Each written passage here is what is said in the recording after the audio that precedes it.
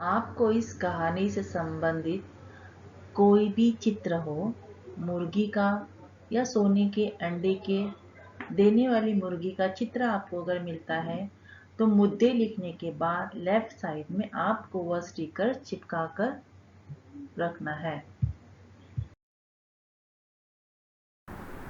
आज का हमारा विषय है कहानी लेखन। मुद्दों के आधार पर कहानी लिखना। तो कहानी लिखना, हम कहानी कैसे लिखेंगे? कहानी की शुरुआत कहाँ से हुई है? कहानी सुनना या सुनाना वृद्धों के लिए रुचि एवं आनंद का विषय होता है।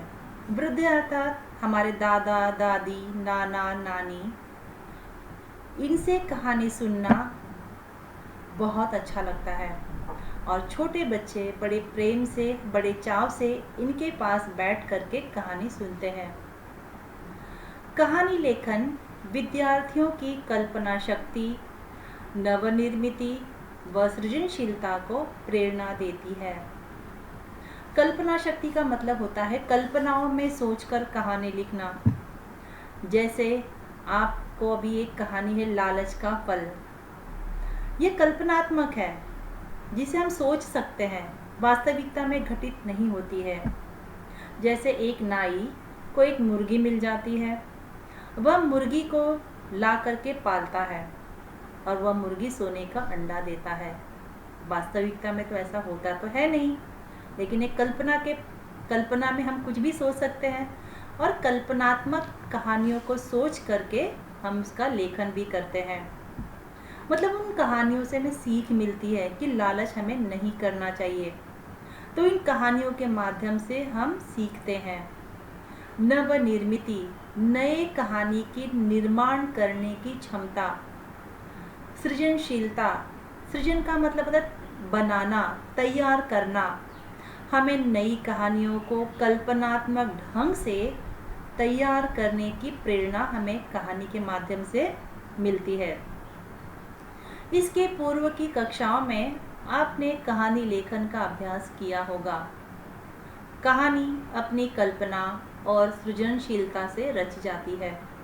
हम कल्पना के द्वारा सोचते हैं, ये गांव है, गांव का ये नाम है, गांव में वो नदी बहती है, गांव एक सुंदर प्राकृतिक स्थान पे बसा हुआ है। ये कल्पना के द्वारा हम कहानी लिखते हैं। कहानी में हम कोई भी गांव का नाम दे देते हैं, तो उससे हमारे सृजनशीलता का विकास होता है। हमें सृजन, नए कहानी को सोचने की क्षमता का विकास होता है।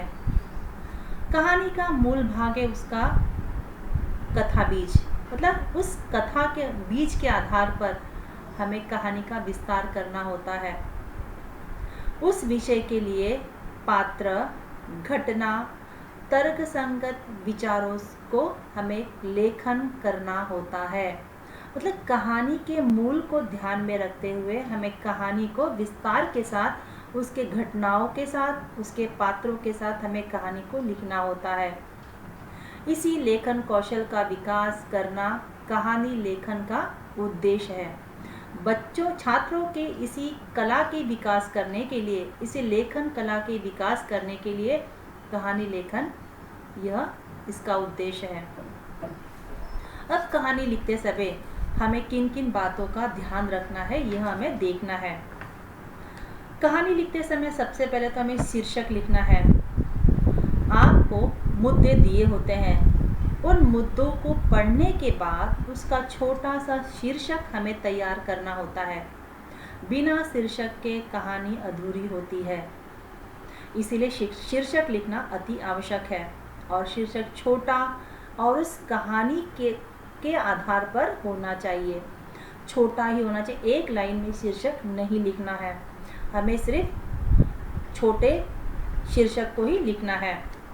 उसके बाद एक कहानी के मुद्दों का विस्तार। अब जो मुद्दे दिए हैं, उन मुद्दों को हमें विस्तार से लिखना है। जैसे उस कहानी में दिया है, कहानी की शुरुआत कैसे करेंगे? कोई गांव था, तो गांव का हमें नाम लिखना है। पहले कोई भी नाम आप लिख सकते हो। उस गांव, उस स्थान से हमें कहानी की शुरुआत करनी है और उस कहानी को हमें 2-3 परिच्छेदों में लिखना है। अंत में कहानी से हमें क्या सीख मिलती है, वह सीख भी हमें लिखना अति आवश्यक है। उसके बाद है कहानी भूतकाल में लिखी जानी चाहिए, और कहानी लिखते समय हमें याद रखना है कि हमें ये कहानी बीते हुए समय में हमें ये कहानी लिखनी है। जैसे एक राजा था, मतलब यह कहानी भूतकाल में है। एक नाई रहता था, तो ये कहानी क्या है, भूतकाल में लिखी हुई है। कहानी के संवाद प्रसंगाकुल वर्तमान या भविष्य काल में हो सकते हैं। कहानी का जो संवाद है, जो वार्तालाप है, जो बातचीत है, वह प्रसंग के अनुसार होना चाहिए।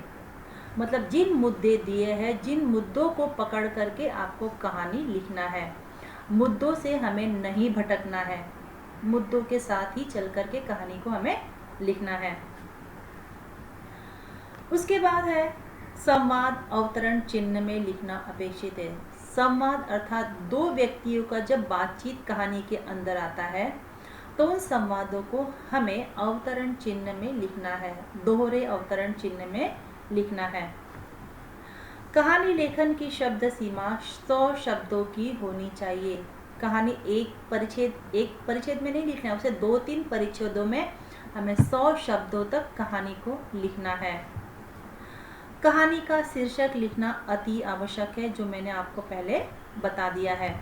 शीर्षक छोटा, आकर्षक, अर्थपूर्ण होना चाहिए। कहानी में कालानुक्रमण मतलब काल के अनुसार घटनाएं लिखनी चाहिए। हमें कहानी को बीच बीच में नहीं घुमाना है। कहानी को काल के अनुसार, प्रसंग के अनुसार, घटना के अनुसार उसे प्रवाह पूर्वक लिखना है, उसे क्रम में लिखना है। जो घटनाएं पहले होती है उसे पहले लिखेंगे, जो घटनाएं बाद में होती है उसे बाद में लिखेंगे। इस तरह से घटनाएं जो होती है श्रृंखलाबद्ध होती है, एक दूसरे से जुड़ी हुई होती है, और ऐसे जुड़ी हुई घटनाओं को पढ़ने से ही कहानी हमें पता चलती है और उस कहानी से हमें सीख भी मिलती है। कहानी लेखन करते समय उचित विराम चिन्हों का उपयोग करना है। कहानी लेखन करते समय अनुच्छेद, मैंने आपको बताया पैराग्राफ्स बनाना है, उसे कम से कम 3 पैराग्राफ्स में कहानी लिखना है। कहानी का विस्तार करने के लिए अगर आपको मुहावरे आते हैं, कहावतें आती है या समानार्थी शब्द आते हैं, मतलब एक ही शब्द को आप बार बार मत दोहराओ, उसका समानार्थी शब्द भी आप लिख सकते हो, उसके आधार पर भी आप वाक्य तैयार कर सकते हो। इस तरह से आपको कहानी लेखन करना है। कहानी लेखन करते समय एक बात और ध्यान रखना है बच्चे, आपको सुंदर अक्षरों में कहानी का लेखन करना है। सुंदर अक्षर होंगे तो कहानी आसानी से पढ़ी जा सकती है और आपको आसानी से अच्छे मार्क भी मिल जाएंगे। और कहानी लिखने के बाद आपको लेफ्ट साइड पे उस कहानी से रिलेटेड कोई चित्र अगर आपको मिलता है तो उस चित्र को आप लगा सकते हैं, ताकि आपका लिखा हुआ वह कहानी लेखन अति सुंदर चित्रों के माध्यम से हो सकता है। तो अब हम देखते हैं कि हमारी कहानी है, अब हम अगले स्लाइड्स में हम पढ़ेंगे और सुनेंगे।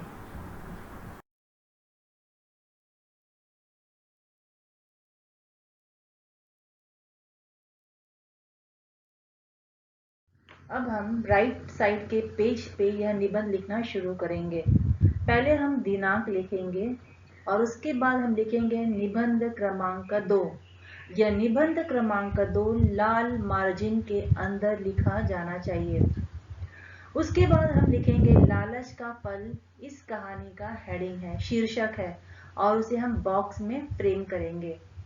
उसके बाद 2 लाइन छोड़ेंगे और हम मार्जिन छोड़ करके नया परिच्छेद शुरू करेंगे। मैं भी कहानी पढ़ना शुरू कर रही हूँ। दिए हुए कहानी के मुद्दों को पढ़ करके उस कहानी को मैं इस तरह से विस्तारित रूप में लिखना है और पैराग्राफ वाइज परिच्छेद के रूप में हमें यह कहानी को लिखना है। तो पहला परिच्छेद है, दीनापुर नामक गांव में दीनू नाम का एक नाई रहता था। नाई का मतलब होता है बाल बनाने वाला। दिन भर वह लोगों के बाल काटता और दाढ़ी बनाता। बदले में उसे जो कुछ भी मिलता उसी से अपना गुजर बसर करता था। एक दिन नाई को कहीं से एक मुर्गी मिल गई। वह मुर्गी बड़ी ही चमत्कारी थी। वह रोज एक सोने का अंडा दिया करती थी। दीनू के तो जैसे भाग्य ही खुल गए। वह रोज एक सोने का अंडा बेचने लगा और धीरे धीरे वह अमीर बन गया।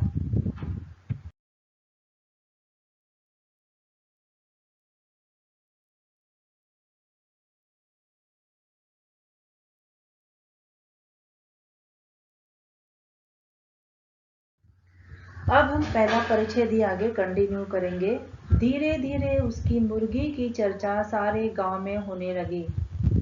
अब लोग दीनू का आदर सम्मान करने लगे।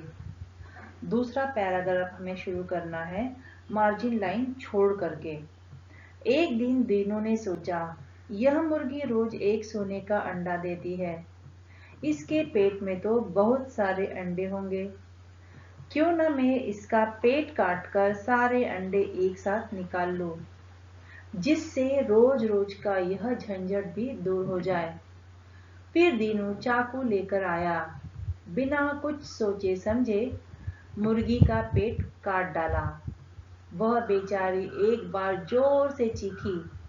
उसके बदन से खून की धारा बहने लगी।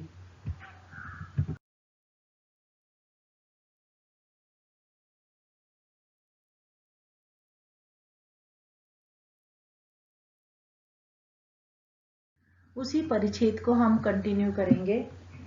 अंत में छटपटा कर मर गई। दीनू को न अंडे मिले और ना ही मुर्गी।